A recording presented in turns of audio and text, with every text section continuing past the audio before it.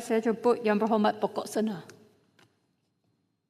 Assalamualaikum dan salam sejahtera Puan Yang Di-Pertua. Saya ingin menyentuh mengenai skop pengisytiharan kawasan yang meletakkan ketetapan kepada pemilik kenderaan untuk mengisytiharkan wilayah atau kawasan kenderaan akan digunakan. Fokus utama pindaan ini adalah untuk memastikan kutipan fee yang tepat selain mengelakkan ketirisan hasil kepada kerajaan.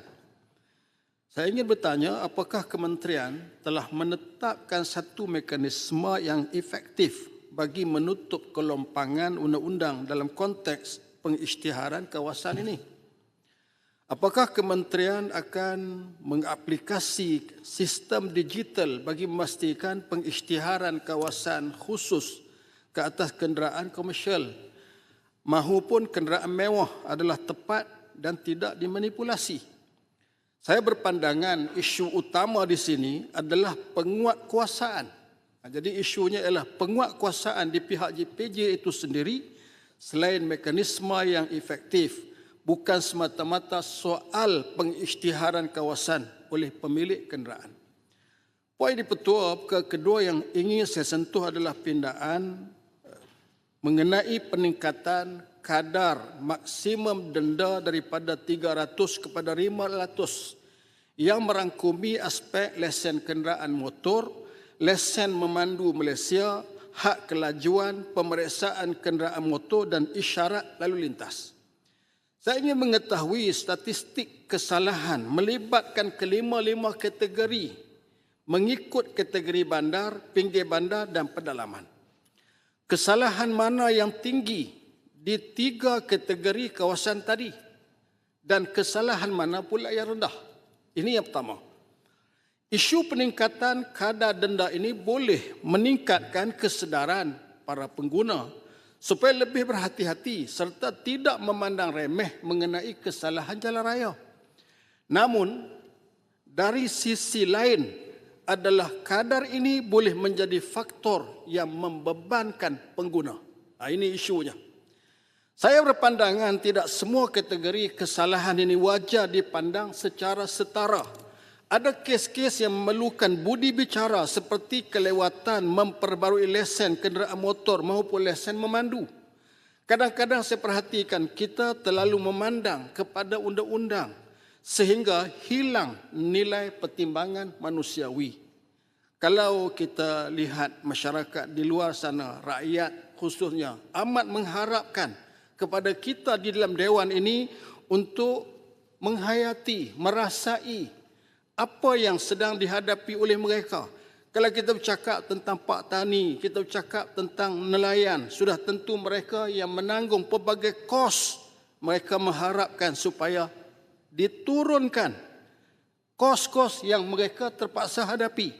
Tiba-tiba hari ini kita bercakap berkaitan dengan menaikkan denda. Jadi rasa tak sampai hati dalam keadaan sekarang bercakap berkaitan dengan menaikkan denda dalam keadaan rakyat berdepan dengan keadaan ekonomi yang sangat menekan. Saya tidak bercakap untuk semua kes, tetapi pertimbangan tertentu tetap perlu ada. Kerana beban yang ditanggung antara kita tidak sama. Ada sedikit nak minta pencerahan daripada Pokok Sena. Adakah Pokok Sena ingin buat maksud bahawa golongan rakyat yang susah ni mereka asyik nak melanggar undang-undang saja? Kalau dia tak salah dari sisi undang-undang, apa kena-mengena denda ni dengan dia? Ini bukan kos kehidupan dan bayaran denda ni bukan kos kehidupan. So apa kaitan dengan rakyat susah dengan meningkatkan kompaun ni? Jadi saya rasa Pokok Sena perlu menjelaskan kepada Dewan Mulia ini bagaimana logiknya untuk mengaitkan kedua-dua ini. Jadi saya harap Pokok Sena bagi pencerahan kepada Dewan Mulia ini. Ya. Saya menyebut berkaitan dengan perasaan hati rakyat. Saya tidak nafikan sebab itu disebut bahawa peningkatan kadar denda boleh meningkat kesedaran. Kita tidak nafikan itu. Bahawa itu salah satu mekanisme untuk kita menyelesaikan masalah pelanggaran undang-undang. Tetapi dalam masa yang sama sudah tentu kita perlu memikirkan sudut-sudut yang lain. Yang ini yang saya nyatakan bahawa saya tidak bercakap untuk semua kes pertimbangan tertentu tetap perlu ada. Kita bercakap di sudut itu. Kerana beban yang ditanggung antara kita tidak sama. Oleh itu saya mohon klausa atas budi bicara ini diletakkan pada pihak tertentu supaya kita mempunyai pertimbangan kedua. Khususnya bagi kes-kes kecil dan ringan. Kalau dalam konteks fee tadi, contohnya, kita boleh meletakkan pengisytiharan kawasan sebagai keseimbangan dan keadilan dalam nilai yang perlu dibayar.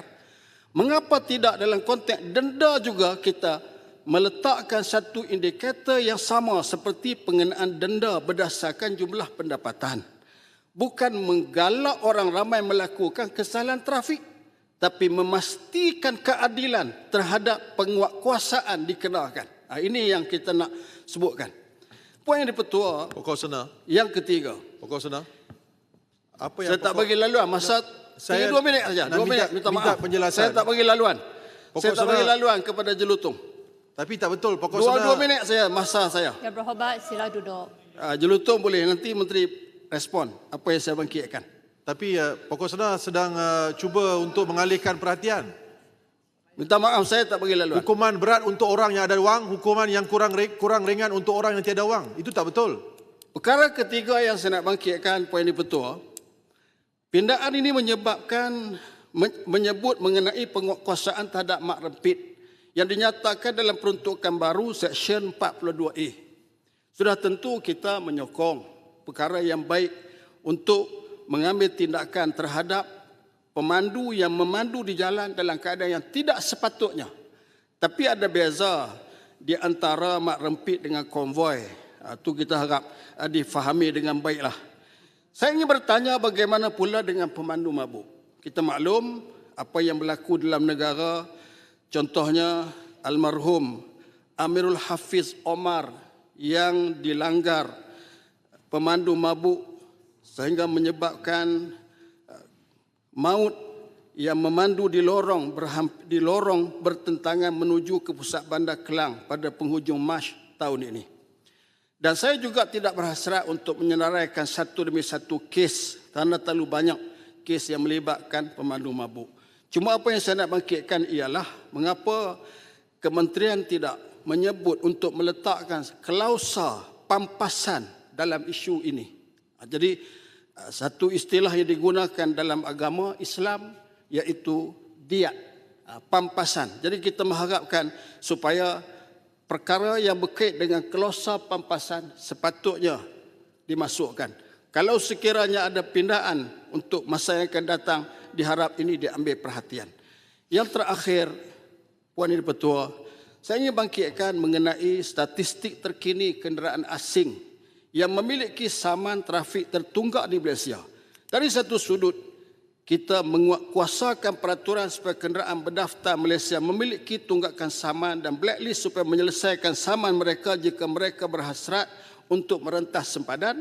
Namun dari sudut yang berbeza, bagaimana kita akan bertegas untuk menguatkuasakan peraturan terhadap kenderaan asing yang memiliki saman trafik di Malaysia. Apa tindakan penguatkuasaan yang akan diberikan perhatian oleh kementerian dalam hal ini? Mohon pandangan. Sekian, terima kasih. Terima kasih Yang Berhormat Pokok Sena. Saya jemput Yang Berhormat Batu Tajah. Terima kasih Yang Dipertua kerana memberi peluang kepada saya untuk turut sama mengambil bahagian dalam perbahasan Rang Undang-Undang Pengangkutan Jalan Pindaan 2026 yang bertujuan untuk meminda Akta Pengangkutan Jalan 1987 atau Akta 333. Saya ingin terlebih dahulu merakamkan setinggi-tinggi penghargaan kepada Yang Berhormat Menteri Pengangkutan serta pihak Kementerian Pengangkutan atas usaha berterusan dalam memperkukuh sistem pengangkutan negara melalui pindaan yang komprehensif, progresif dan berpandangan jauh ini. Saya berpandangan bahawa rang undang-undang ini hadir pada masa yang amat tepat. Pindaan yang dicadangkan bukan sahaja memperkukuhkan aspek penguatkuasaan, malah mengambil kira perkembangan teknologi, keperluan pendigitalan, perkhidmatan awam serta cabaran baharu yang dihadapi dalam memastikan keselamatan jalan raya terus menjadi keutamaan negara. Ini betul.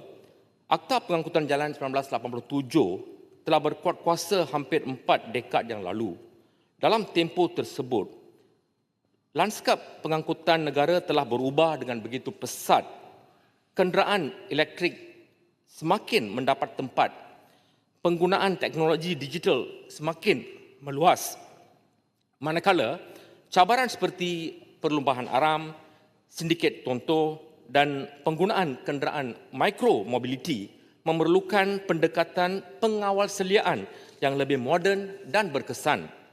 Menurut analisis Kementerian Pengangkutan, jumlah kematian akibat kemalangan jalan raya meningkat daripada 6,080 kes pada tahun 2022 kepada 6,537 kes pada tahun 2025. Secara purata, 18 kes kematian sehari.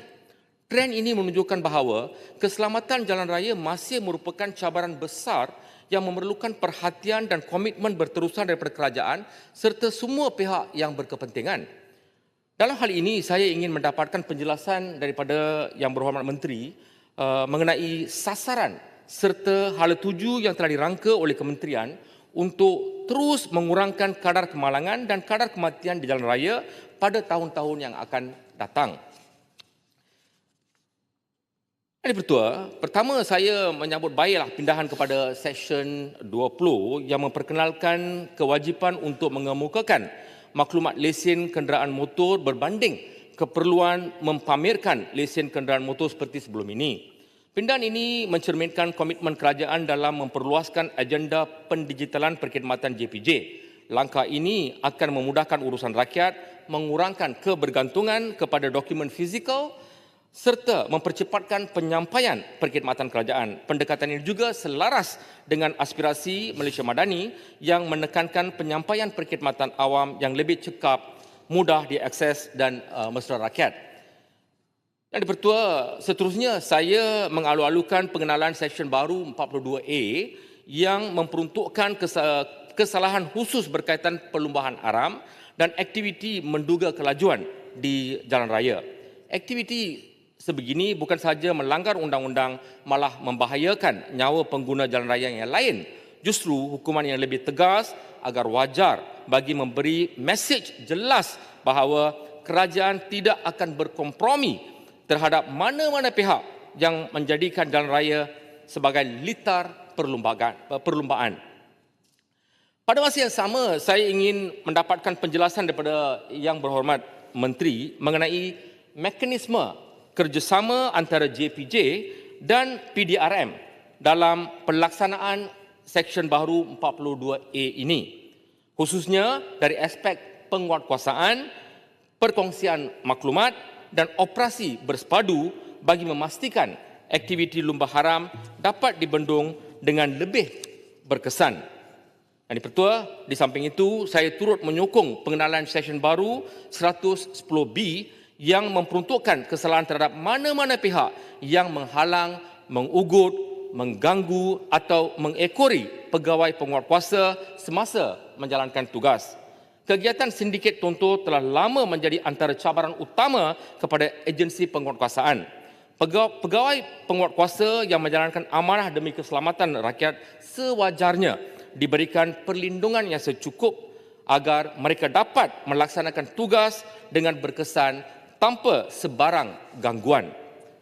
Dan Pertua, saya juga mengalu-alukan usaha kerajaan untuk menjelaskan kawal selia terhadap penggunaan kenderaan micro-mobility seperti e-skuter, e-basikal dan peranti mobility moden yang lain.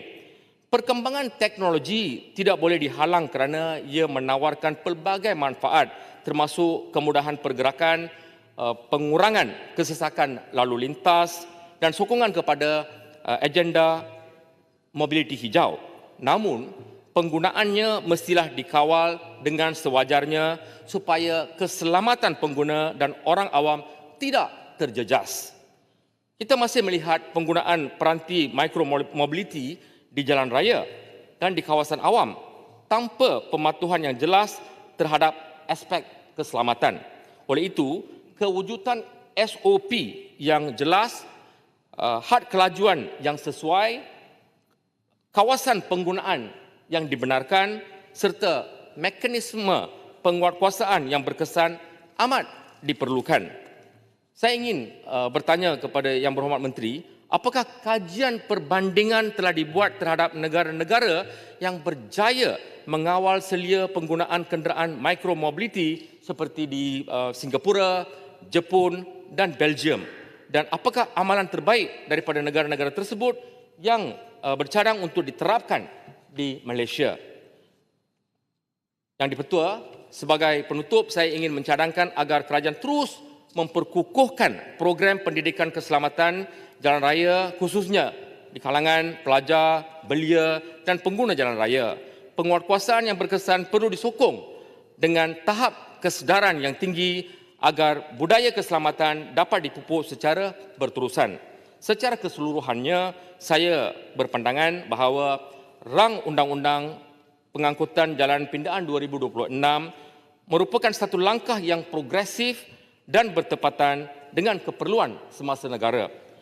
Dengan itu, Batu Gajah menyatakan sokongan penuh terhadap rang Undang-Undang Pengangkutan Jalan Pindaan 2026.